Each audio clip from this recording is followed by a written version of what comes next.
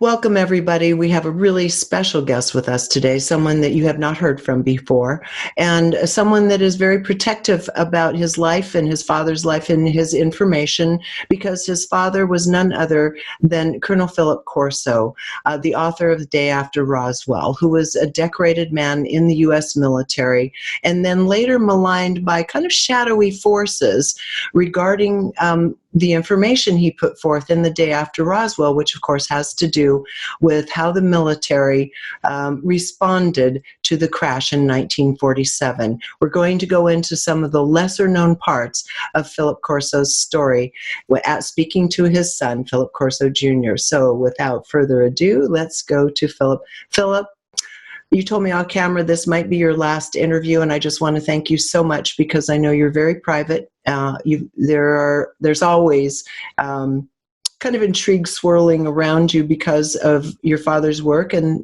the fact that both of you also are quite intuitive and have certain capabilities that aren't the hallmark of most of humanity. So I want to start kind of at the beginning, the nuts and bolts part of your dad's story, and then get in a bit to quite a bit into the lesser known aspects of your dad's life. But I thought we'd start out with what people already know in terms of his distinguished military background, leading up to General Trudeau giving him a filing cabinet with bits and bobs of this and that in 1961, saying, figure out what this stuff is. These were remnants of the crash from 1947. So please tell us, kind of string together his background and what kind of man he was first. Yes, my father's career, you might say, began when he was drafted. And he was in Carnegie Tech in Pittsburgh for 2 years.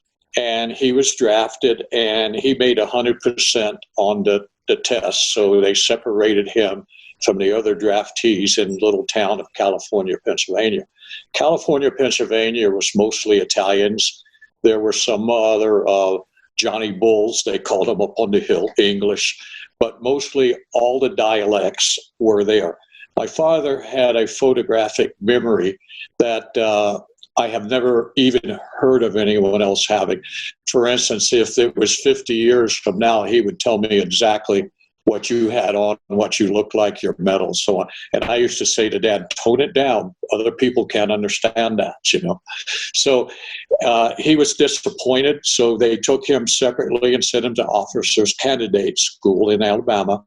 And my father met my mother there. And I was a war baby, of course, you know.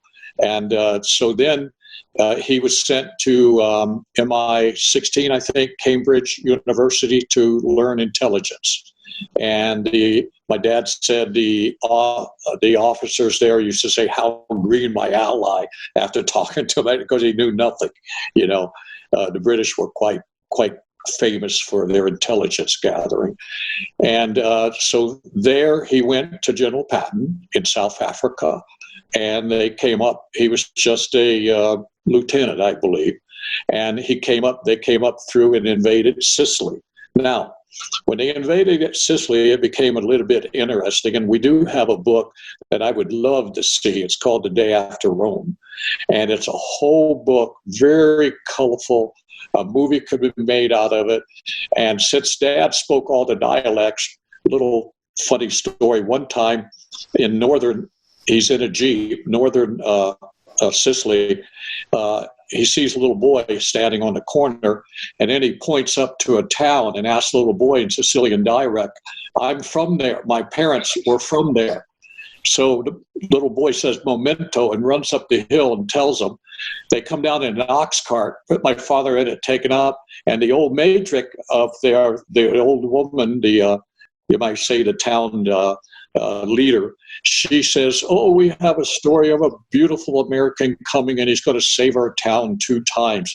My dad says, "I'm dirty. I'm not a beautiful soldier." Well,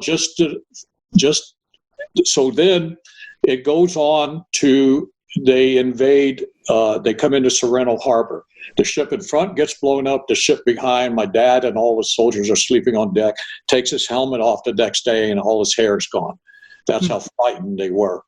So a general hears my dad speaking the dialects to the captured soldiers. And he says, "Come here, son. You're now G2 of Rome, a general's job." And it makes a very colorful story. It involves two popes. He moved the first 3,000 Jews to Palestine, the first Exodus. And he didn't lose a man, and he did it in 3 days. So very colorful. Then he goes on when after that, he has a knife there, and it's meat. He's the only American to ever be knighted by the King of Italy. And I have a picture of that medal, very beautiful. So he then comes back to the United States, goes to Fort Riley, Kansas. And in Fort Riley, Kansas, he teaches the courses of intelligence. Then from there, he goes to the war in Korea. And in Korea, he is MacArthur's #1 intelligence officer. Interrogates 1,000 prisoners himself. And he's on the Panmunjom peace talks. So from there, and he gets the only Bronze Star ever given by the Air Force to an Army officer, because he figured out targets that really almost put the end. When he was on the Panmunjom, he says they would play psychological games and move a flag up an inch on the table. The next day we'd move it an inch higher. But when Dad walked in there, and he knew that they knew that he had them. And he says it was just, he pulled his glasses down, looked at them, over, finished. And then he goes on to, of course, he's #1 intelligence officer for President Eisenhower. And during the war, he carried the D-Day plans strapped to his list with handcuffs to Italy from Eisenhower to Italy. He's very good friends with Eisenhower, like that. So he founded Colonel North's job. That was liaison between the chiefs of staff and the president. In other words, in those days, he carried the orders.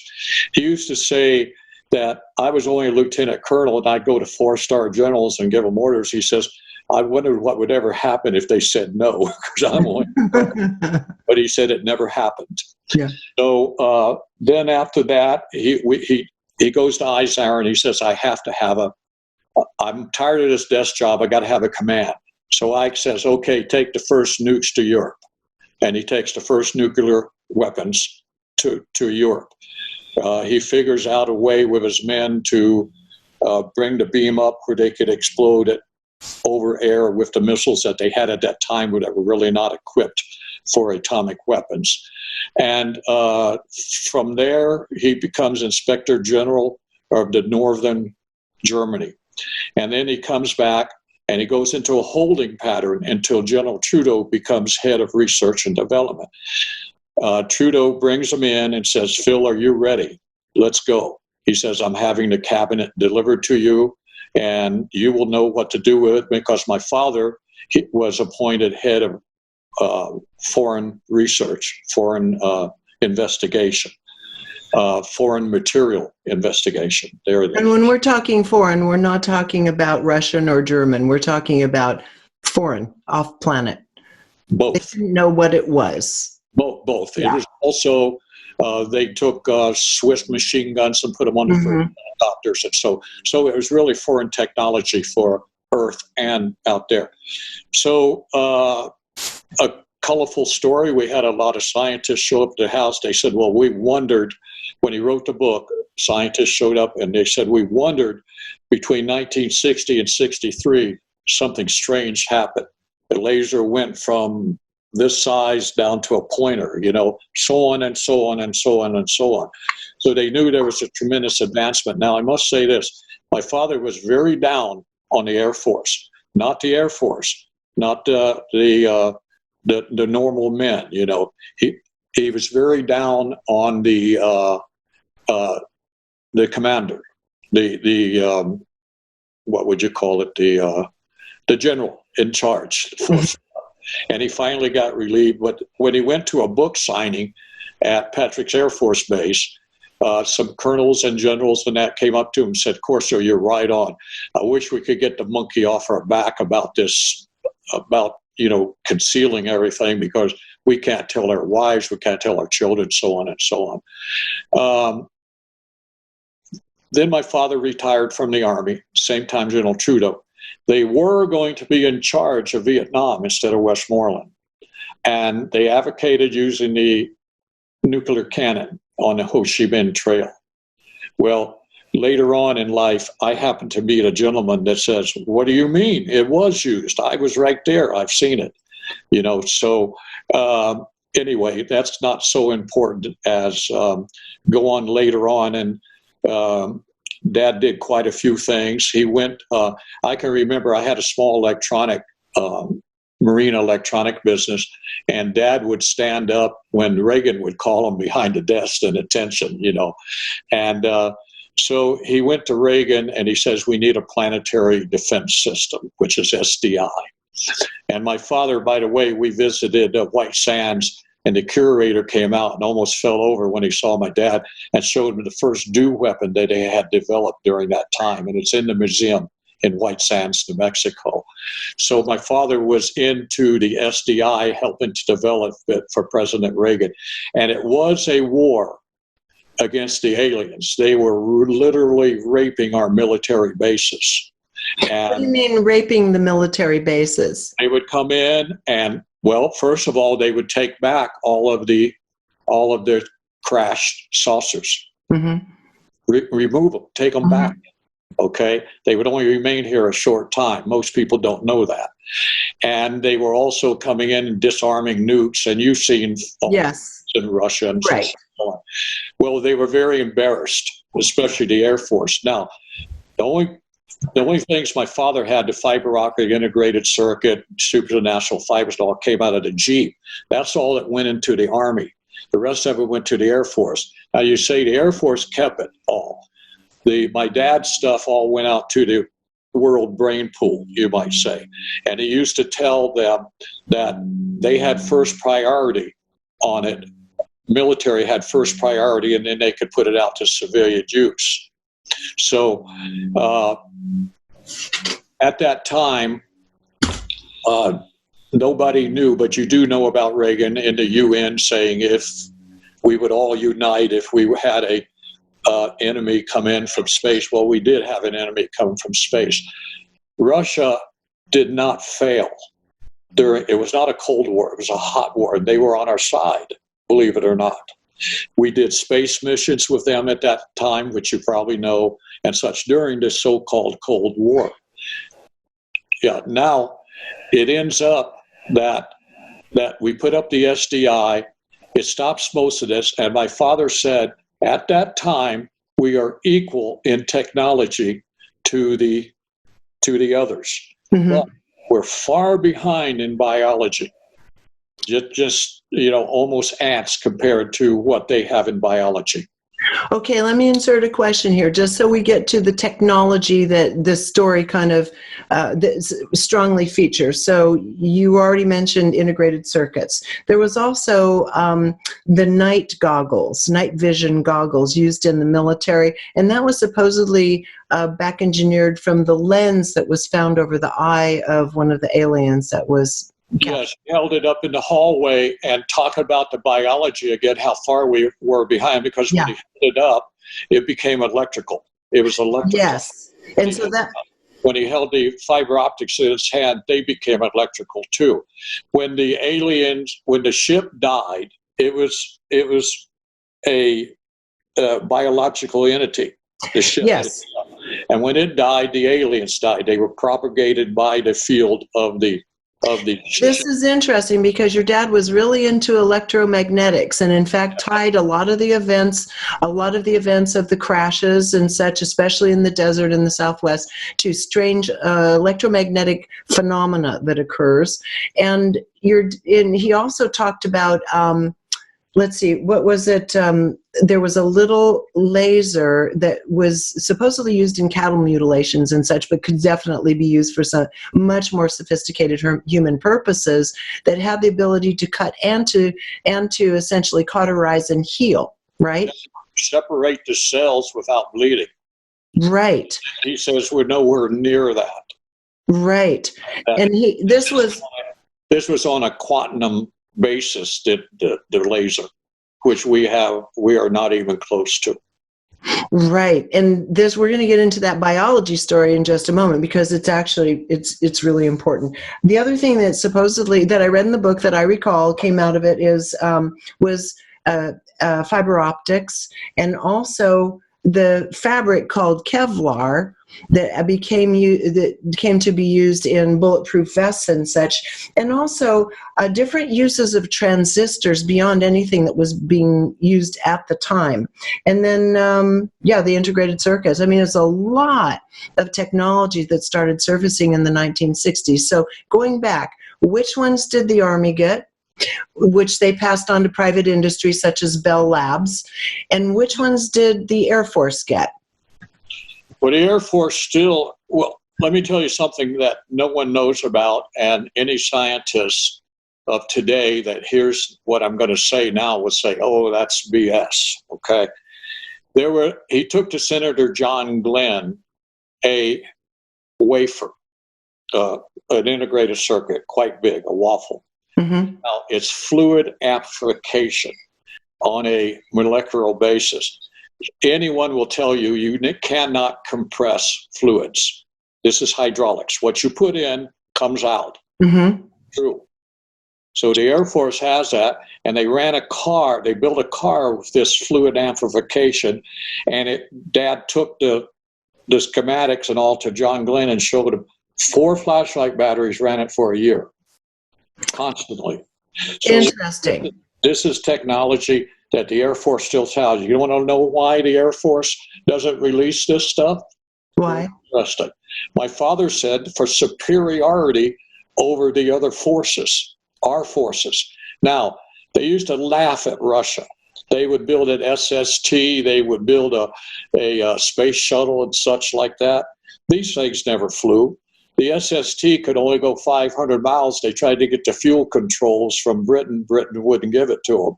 They used to laugh because they would take the ICs out of the sonobuoys. They would buy our toys.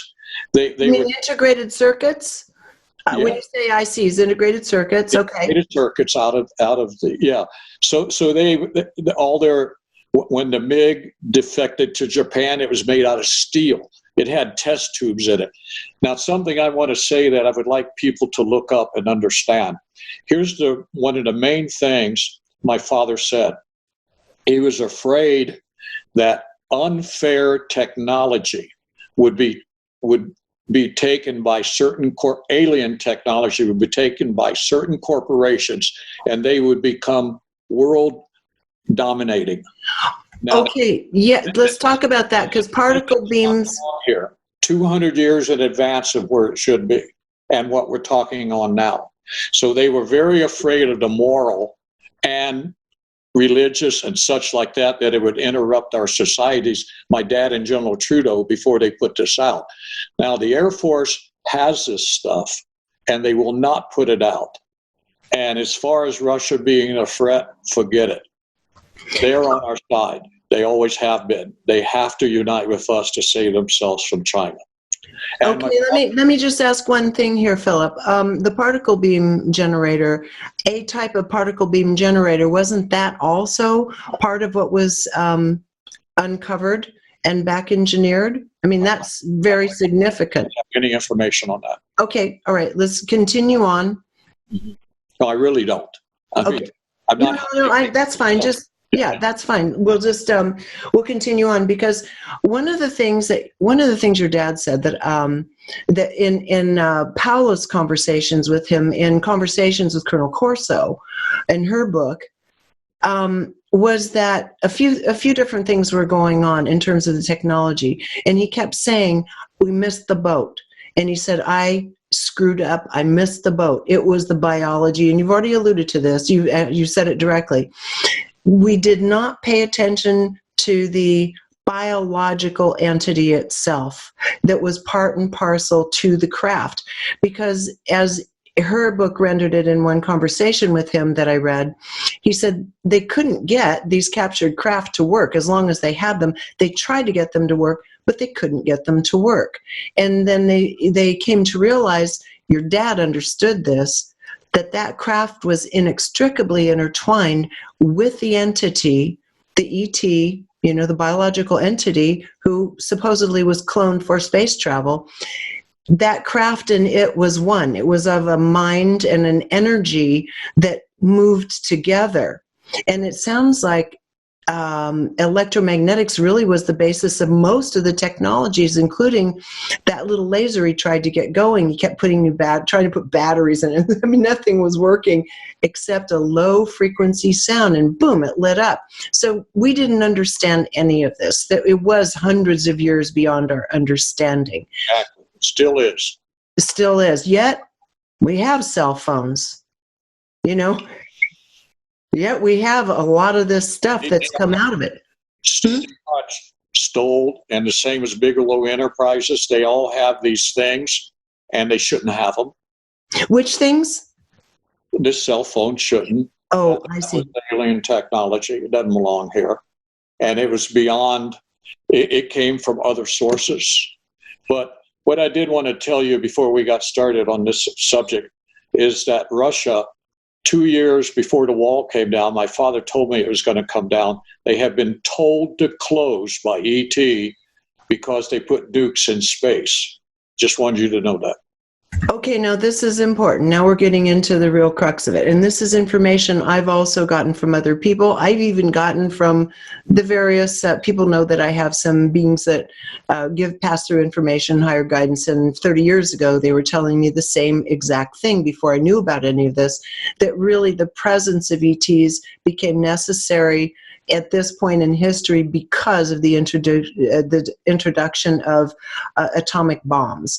Now let's go to your father, what people don't know. 1957, at the Trinity site where the first atomic blast happened, your father had an encounter near there himself. And let's talk about that and what the being told him. Also about the little headband it was wearing that he saw many of them in the Pentagon later.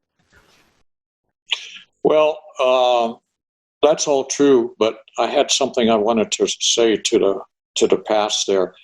We have ET's DNA, and you have to read it along. Absolutely. Yeah. The headband you wanted to know about, and also the conversation and the message that this being relayed to your father here at this bomb site, which is why they started coming in. I never knew anything about this because my father had 9 clearance of above top secret. I never knew anything until he began writing the book in '92. Okay, and I was shocked, just like everyone else was. He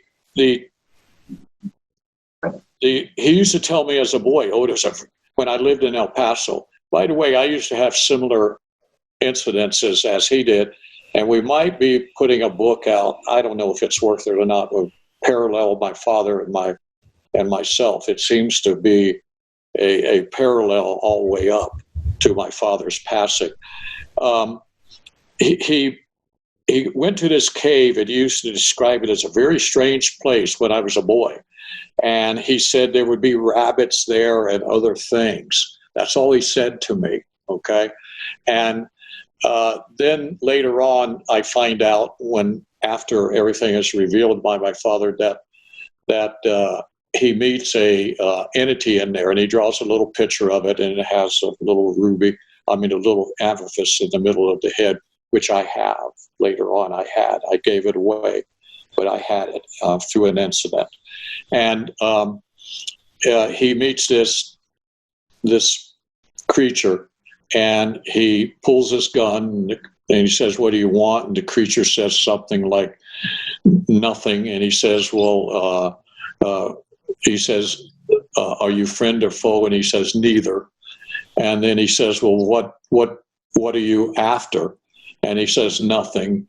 And he leaves my dad with a saying, a new world if you can take it. In other words, very indifferent whether we can achieve it or not. In other words, it was, we are not important, is the way I take it.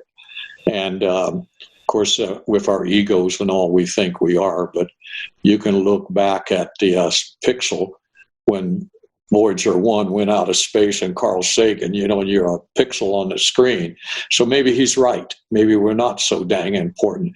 But that was one meeting. And then the second meeting, when he was taking the first nukes, White Sands was completely filled with all of the range there. So he went up to Red Canyon and started his own launch facility. And there's a lot of strangeness up there. But in fact, he had 2 men in black cub, and he stripped them down naked and sent them into the desert. That's true. Yeah. That's what he said. I hope you're enjoying this video, because if you are, there are dozens more like it on my site, all supported by people like you. So if you'd like to keep this work rolling in and join our community, just click on the Patreon button at reginameredith.com. That also gives you access to insider commentary, my live book club, and other live events with special guests. So join in. Thanks. The technology part of it is hard to understand, because there's so much more, and there's so much more mentally than there is the technology and the mental intertwine. Absolutely. That mind-matter interface on a quantum level. But I think it's important to just keep reiterating here their presence. And the same thing with the guidance that I received over the last 30 years, and especially 30 years ago, said, look, because I was asking a lot of questions about why extraterrestrials were showing up, where they were showing up, and the purpose. And I was told they show up most often around military installations, just kind of keeping an eye on things, and that this was all set off when we started blasting atomic weapons, because it doesn't affect just us. It extends out into our solar system, and that's not acceptable. To be able to play with this energy is not acceptable. Right. Well, my father was very close friends with Dr. Teller. Yes. Edward Teller. Yeah. Here's something Dr. Teller told my father. When there's an atomic explosion, most of the energy is missing, most. And they were first afraid because the calculations show that it would spread and destroy the Earth. They weren't sure that it would be self-contained. And here's what takes place. The atomic explosion takes down through the center of the Earth and comes out the other side. It can cause magnetic interferences such as the Japanese triangle, so on and so on. Okay. The rest of it is in another dimension. Interesting. So that's what brings them. Not the Earth, not our solar system. They don't give a damn about it. They care what happens in their dimension. Interesting. Now, that's the first time I've heard that. Yeah, and also the doctor, let me tell you a little quick, colorful story about that. Dr. Teller lived in Palm Beach giving a speech. My dad went down to see him, and the speech was already going on. People were asking questions. So my father just enters the back and stands in the hallway back there. Dr. Teller is toward the blackboard writing things. So the guy calls on my dad, and he says, Doctor, have you hardened the IC yet? And he turns around and he says, I'll be damned, Colonel, what are you doing here? You know. So the hardening of the IC was a big problem, because the 100 megaton bomb they had caused the MPI, and also it would What's an NPI mean? Electromagnetic pulse. Okay. And it was such a so that was a number one priority in technology, is to harden the integrated circuit. Right. We would not have satellites today if it wasn't for hardening the integrated circuit, because the cosmic action chips away at it. Mm-hmm. Thank you for that. And thank you for sharing that other information from Teller. And it makes sense, makes total sense that this would be experienced on a multidimensional level. And we keep forgetting that this Earth is an integrated part of a solar system, and we're an integrated part of the Earth and the solar system ourselves. And to upset it in that way is not acceptable. And M theory. Pardon? And M theory, multi. Yes, absolutely. Wave. It like a wave coming back, hitting the shore and coming back. It influences everything. The atomic explosions influence everything. Yes, and this is something also, let's get into this part of the story. Another part that's not well known is your father was in a position to brief, this is again during the time of Trudeau, his relationship with General Trudeau and the back engineering of this captured alien technology. He was also briefing Attorney General Robert F. Kennedy at the time, and his brother, JFK, also had a very strong interest in what was going on with this subject of UFOs, ETs, and foreign technology. This is something that you don't really hear about your father. Well, that's very true. My father was part of a shadow government. And the shadow government, I just showed Paula over there, some of the people who they were. There were 40 individuals, military and congressional. And these congressionals controlled the technology. They all said the last to die could tell the story. General Shamit died prior to my father. He was the very last. He felt he could tell the story. And mainly the book was released because he says my 3 sons have a right to know the truth. And other young people, he says they're not going to commit suicide and run in the street, and the economy's not going to collapse, and religions are not going to collapse and such like that. So he felt he could tell it. But I must tell you this, our family has had so much problems over this.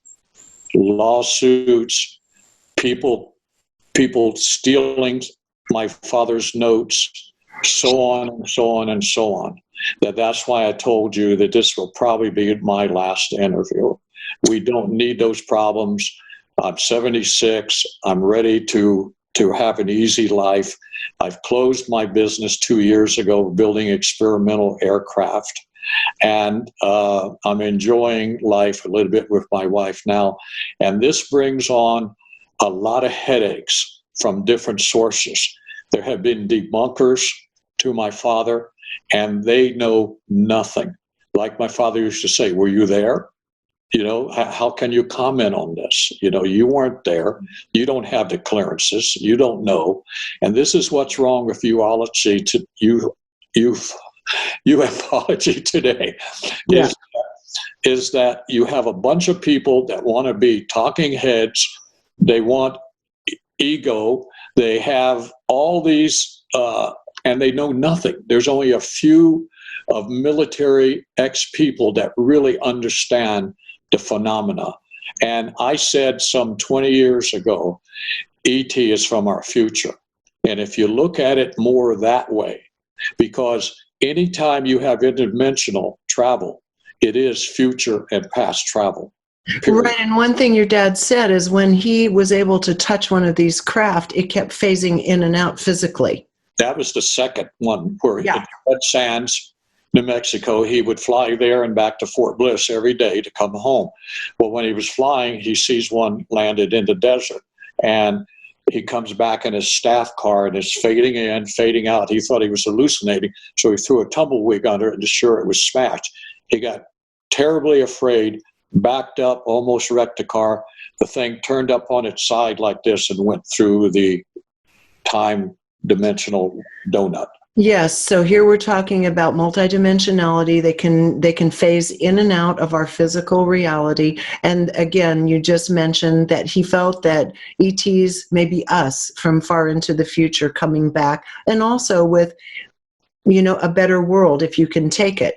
We had already captured, we're smart enough to back engineer some of these technologies, not necessarily smart enough to know how we should morally and ethically use them. That has been the big sort of dilemma, of course, with high technology on this planet, and we're going even further with it into AI. And your father also was very intrigued with time travel in general, and maybe you can talk to this a bit. Yeah, time travel has been my interest in the main. That's because it's a sub-particle of the ship itself. Me building experimental aircraft naturally out of carbons. And by the way, I used one of my dad's knowledge of the craft, and I invented a de-icing for aircraft based on that technology. And I made $400,000. I turned over the SEC and the patents to Kelly Aerospace. And there's no use for de-icing on aircraft. That can be taken care of very easy. Yeah. STC. Oh, well, congratulations. Well, thank you. We're not using the technology properly because it's too much involved into making money for the corporations. There's other sides to the technology. It's going up a tree. When scientists came to our house, all they wanted to know is, are we going out the right branch of the tree? They didn't want any technology and such like that. They just want to know, is our studies in the right direction? So Father would tell them. He was very high in remote viewing, my father was, not to go any deeper than that. But he had strangest man I ever knew, you might say. He had tremendous abilities that are far beyond that of humans. In fact, Paolo used to, she wrote about this, say she would find him sometimes sitting and he wasn't there. He'd be in a far off place, and it was though he was actually somewhere else at the time. And he was able to see psychically. And in fact, this is kind of a juicy little bit. He had some kind of a connection with Jean Dixon, right? He was a writer for her for 30 years, and she paid. She paid him, and you guys have the proof of that by way of royalty receipts and so forth.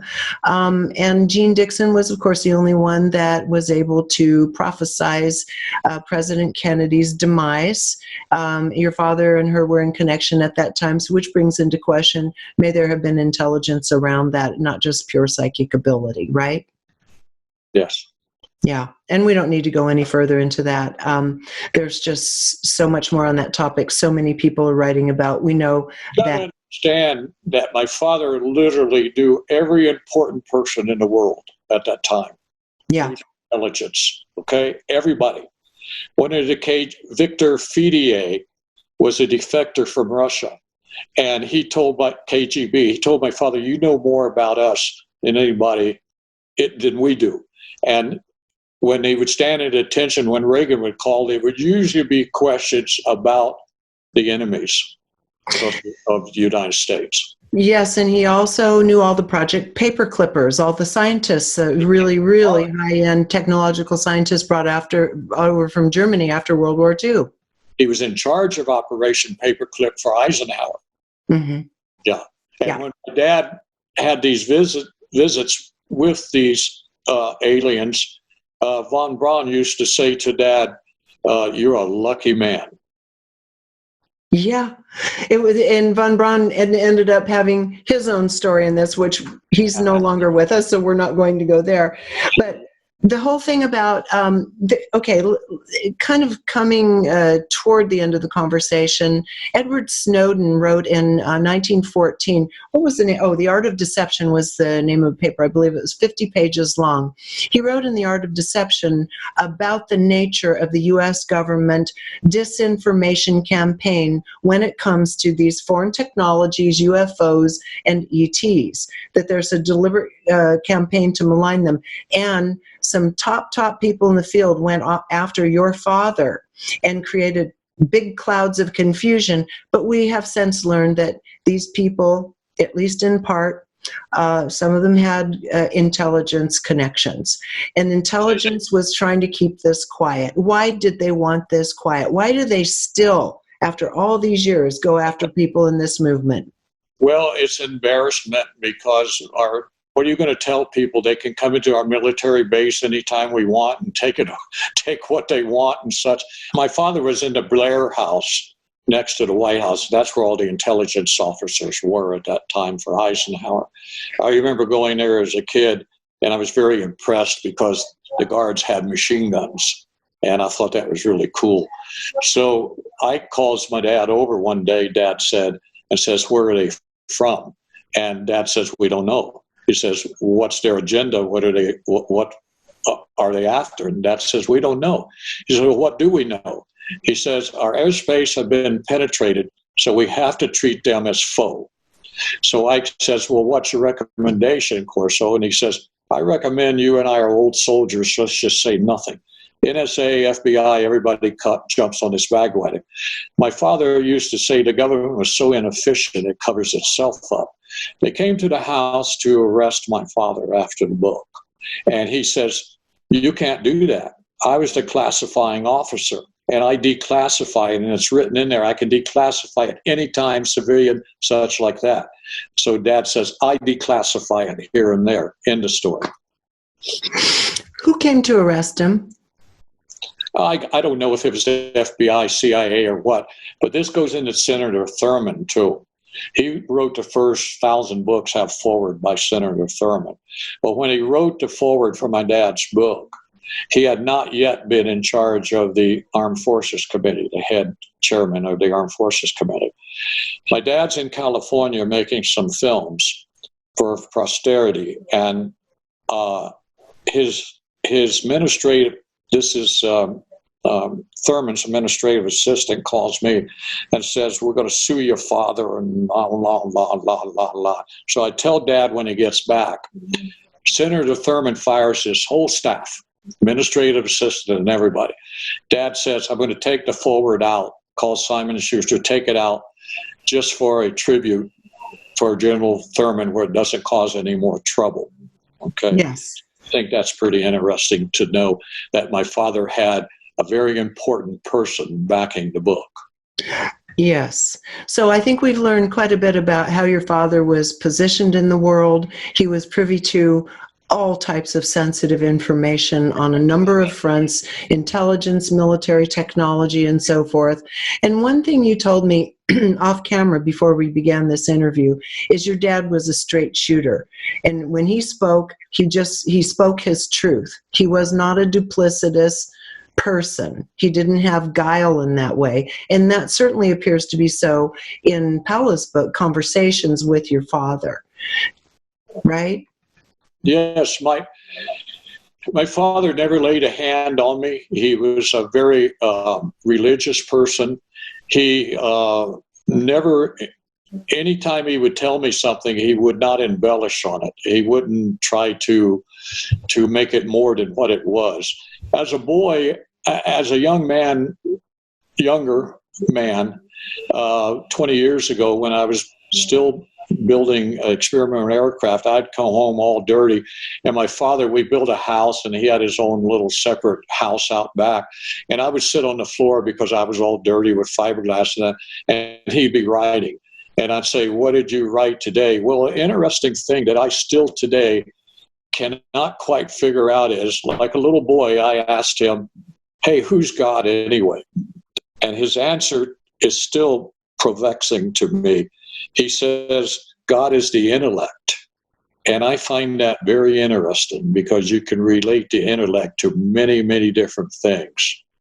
That's interesting because there are schools of thought, even Hermetic schools of thought, Sri Aurobindo, and others that say God is mind, and mind permeates all. It's the creator of all things within our multidimensional universes. So your dad was probably right on. It's just the way he chose to express it as intellect.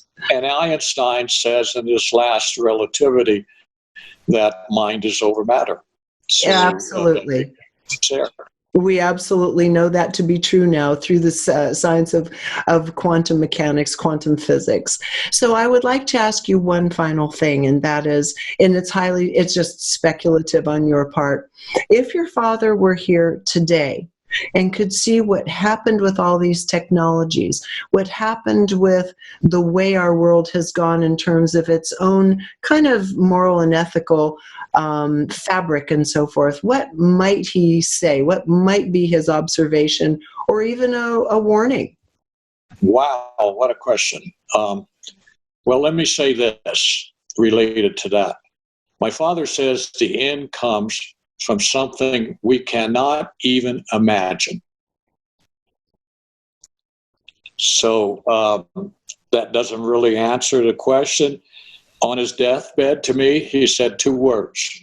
He says, I'm sorry I wrote the book. We were involved in a lot of traumatic, he had to leave us with a lot of traumatic, 3 lawsuits, so on and so on and so on. People, CIA at our heels, vans pulling up in front of my hangar with satellite equipment, invited him home, for dinner. Mm-hmm. And what I say is this, there's a whole story after my father passed of people coming, even one of the presidents. And if it wasn't true, why would all this happen afterwards? And I can go on with an entire book of things that's happened, all the way from the chief and the chief of the Hopi Indians, the witch doctor, the keeper of the stone, on through Dalai Lama, black projects officers tricking me into coming and sitting behind their desks, military. I mean, it's very, very deep. And that's why I said to you, it'll probably be the last interview. We don't need this. But my father's legacy is the reason I'm with you and Paula. If it wasn't for Paula, I wouldn't be talking to anyone. Because my father loved her. She loved my father.